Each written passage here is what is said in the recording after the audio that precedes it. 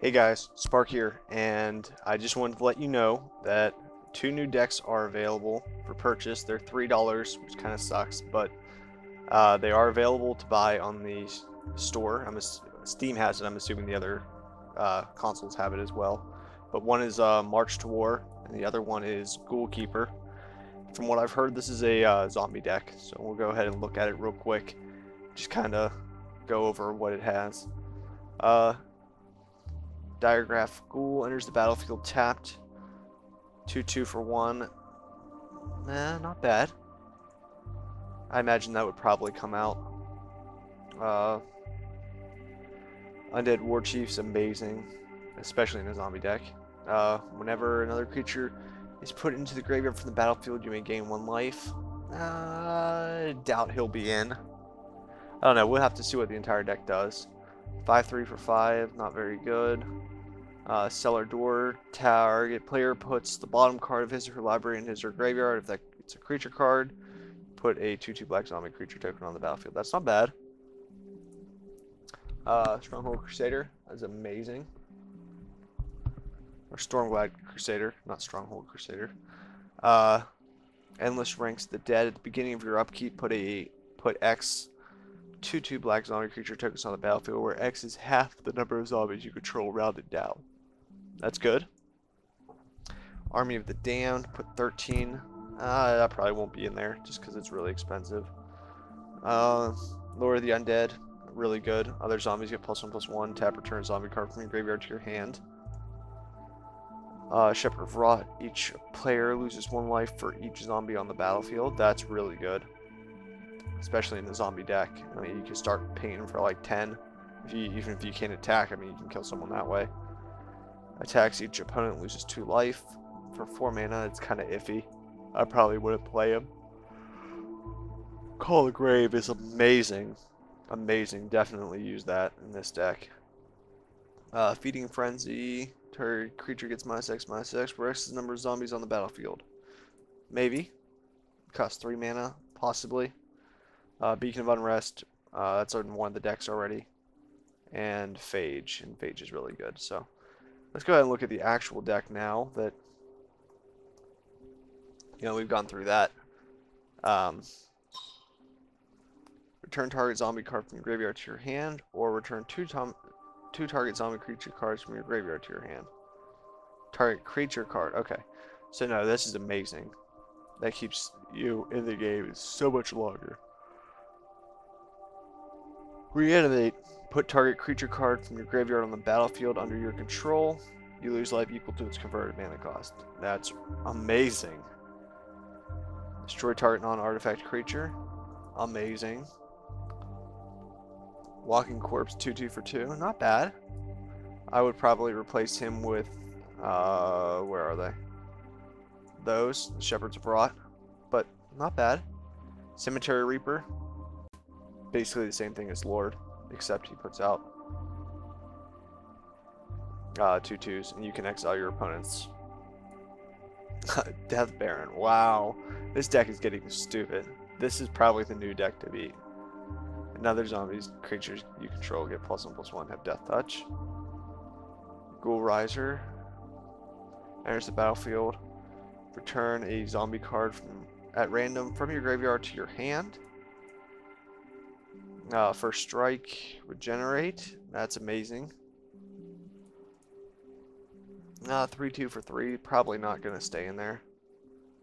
First Strike, whenever a creature dealt damage by arbitrary ghoul dies, you gain life equal to that creature's toughness. That's really good. Fire enters the battlefield. Reveal the top 4 cards of your library. Put all zombie cards revealed this way into your hand, the rest on the bottom of your library, and regenerate. Possible. Once again, Moan. It's a really good card. Skinrender enters the battlefield. Put 3 1/1 counters on target creature. That's really good because it's a kill card and a 3/3 creature. But keep in mind that if you play him and he's the only creature on the field, it's not a May ability, you have to do that, so it's going to go on to him if he's the only creature that you can play. So it kind of sucks if you draw him late game and the board's been cleared. Soulless One. The opposite of Heedless One. and all graveyards. So it's not just the zombies in play, it's all zombies, period. Essentially. Oh, talking too much. Destroy target non-zombie creature. It can't be regenerated. Return up to one target zombie card from your graveyard to your hand for 5 mana. I don't know if you want to play 3 of those. Maybe cut down a few of those. Rotting Legion enters the battlefield tapped. You probably don't want to play him at all. There are probably 100 better things to play in here. Zombie Goliath, 4/3 for 5. Again, there's probably 100 better things to play, and Grave Titan. So, you know, like I said, playable cards up here. I lost my mouse. There we go. Definitely Undead Warchief. Definitely Cellar Door. Definitely Stromglad Crusader. I would play that over what we had. I would play Lord. I would play Call of the Grave. I would probably play Feeding Frenzy after seeing the shitty removal that we have. Like, we've got a lot of really good removal, like the 2-cost stuff, but maybe that goes in there. Beacon of Unrest and Phage. And like I said, I would take out the cards that don't have abilities and the cards that have bad abilities, like come into play tapped, like this guy. But I mean, he's just too expensive to have in there. I mean, you've got removal for all the creatures. Your big creatures are going to be soulless ones, so I don't see a need for him. So let's take a look at the other deck. March to War. Now I imagine this deck's going to be a lot of fun, but we shall see.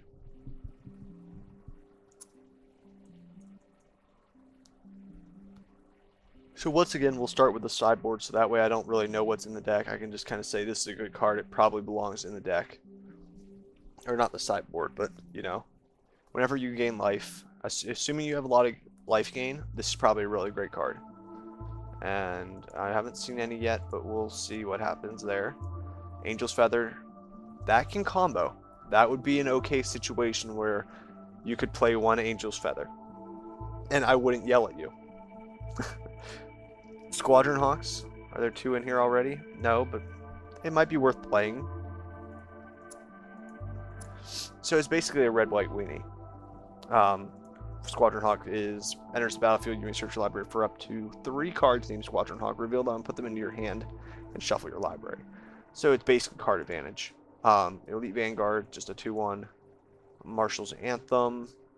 If you kick it, you can return up to X target creature cards from your graveyard to the battlefield, where X is the number of times it was kicked.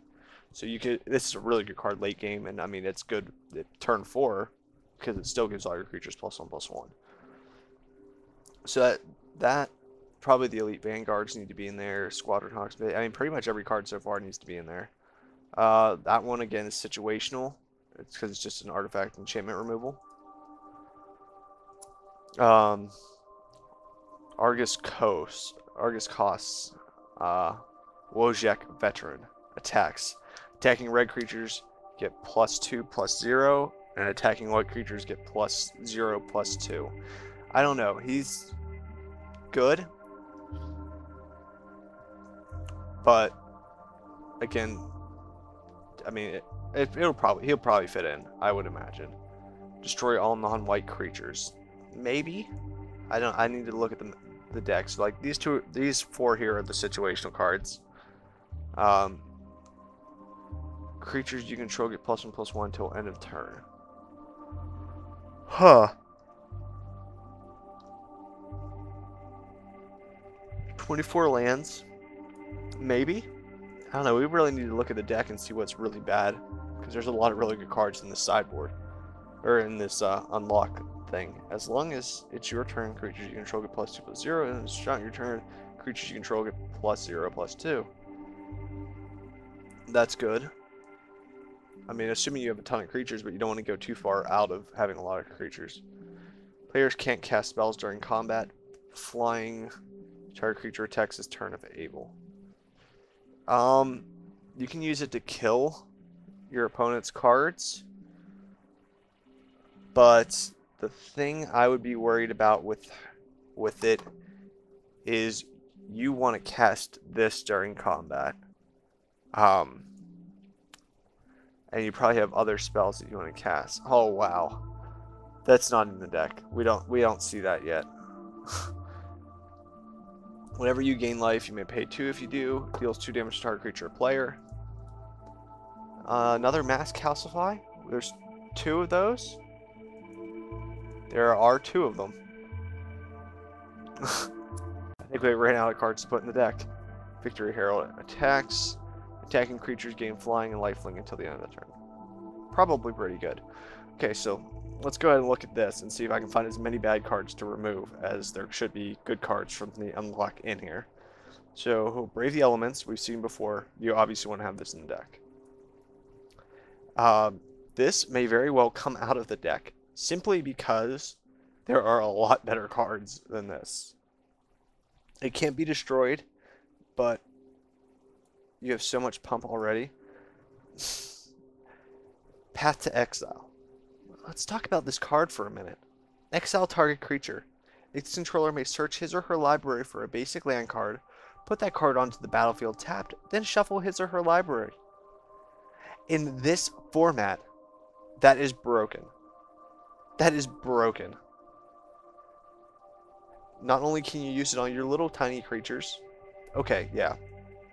These guys definitely fit in the deck. Have to be in the deck. Because of Soul Warden. Whenever another creature enters the battlefield, including your opponent's creatures, you gain 1 life. Amazing. Boros Swiftblade. Double strike, 1/1. You obviously want to make him bigger. Maybe that's why these are in here. But even so, he's amazing. You want to keep him in there. Vigilance Haste, 2/2 for 2. Good enough. I would keep it in there. But from what we've seen already, this is probably one of your weaker cards, which is terrible to say in this kind of format. Lightning Helix. Lightning Helix. Lightning Helix deals 3 damage to target creature or player, and you gain 3 life. Tell me that this format is now fair with these 2 new decks. Here's my advice to all of you right now. After looking at these 2 decks, as far as we've gone with this, not going any further, exactly where we are right now, spend the $3 it is to buy these 2 decks and not lose a game if you're good. If you are bad, spend the $3 to win a lot more games. That's my advice to you. Raise the Alarm. Put 2/1/1 soldier creature tokens onto the battlefield. Now, there are 2 more Squadron Hawks in the deck.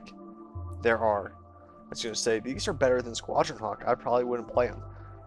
When you unlock the Squadron Hawks, play all of them. Creatures you control get +1/+1 until end of turn. If it was kicked, instead, creatures get +2/+2 at first strike. I would probably take these out, honestly. They do not do anything with the rest of the deck. Chain creature can't attack or block at the beginning of your upkeep. You may gain 1 life. Combo again. I would not play Angel's Feather. You have way too much life gain. But you might want to. I mean, almost every card in your deck is white. Sky Knight Legion. Flying Haste. 2/2 for 3. Sadly, I would cut him. He does not make the cut in the deck. White Sun Zenith. Put X 2/2 white cat creature tokens on the battlefield. Shuffle White Sun Zenith into its owner's library. I would definitely keep that in there. Forcer deals combat damage. You gain that much life. So, yeah, it's lifelink. Essentially. Okay. Maybe. He might not make the cut either. I mean, he's the picture of the deck, and he might not make the cut. Conqueror's Pledge. Oh, man. Put 6 white soldier, core soldier creature tokens on the battlefield. Conqueror Pledge was kicked. Put 12 instead. For 5 mana, though, 6 1/1s is good enough. Bull Ceradon. Vigilance, Haste, 5/5 for 6. And he probably won't make the cut either.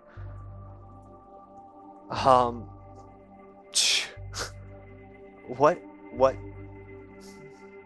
what would you like to do to this deck? Like I said, Johnny's Pridemates would probably go in, and I would probably take out these two. I mean,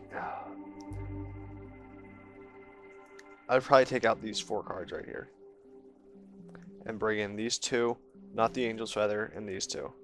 And it's just because, like, this is a good card, and it's probably your only removal other than Lightning Helix and Path. But Path and Lightning Helix are both such good removal, and you play 3 of each. I mean, you don't need that. I mean, yeah, the 1 life per turn, the creature stays out there is good. And it combos with that nicely. I mean, maybe these 2 and these 2. Okay.